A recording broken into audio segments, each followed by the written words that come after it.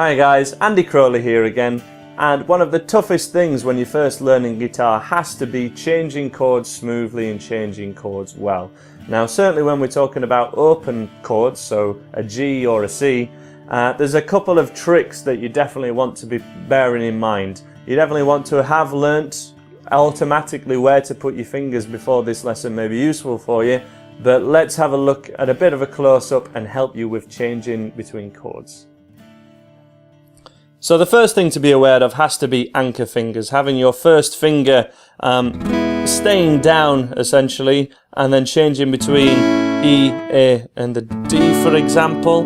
The third finger staying down when we're changing between a D and a G, and having as much continuity between those shapes as possible. But that only gets us so far. We can't have an anchor finger if we're doing the very popular change or the very common change between, for example, a C and a G. Anyway, you play these two chords, they happen so often that we have to lift off all our fingers. When this is the case, what starts to happen is people place fingers down one at a time like this, which is how we learn our chords. G, 1, 2, 3, for example, or 1, 2, 3, 4. Either's totally fine.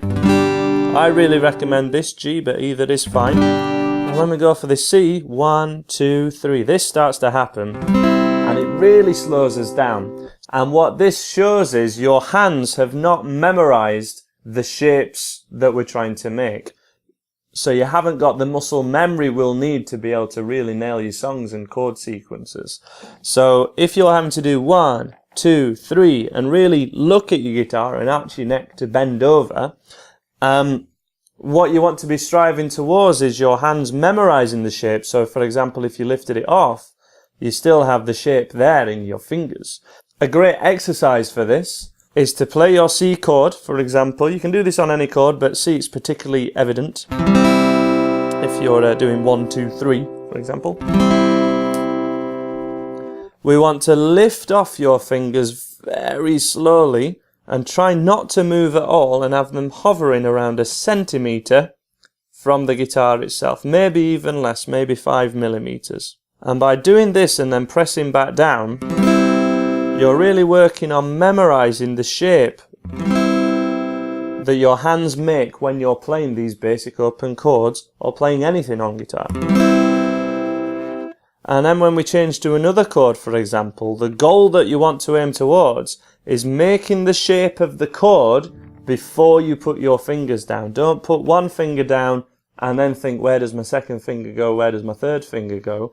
You know, if you're in your first couple of days of learning these chords, or this is the first time you've seen these chords before, you know, that's where you've got to start. But the end goal, the thing that's going to get you better and get you really mastering these chords, is to memorize the shapes of these chords in your hands alone. So for example, this is a G chord, and this is what it looks like when my fingers are totally off my guitar. I have the shape memorized.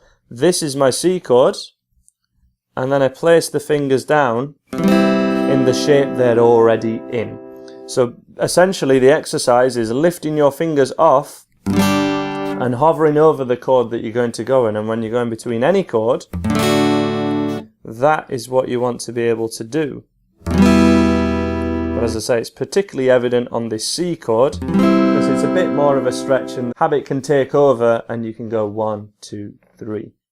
Hopefully that helps you guys. Subscribe down below to follow the channel and get the newest uploads straight to you as soon as they're up.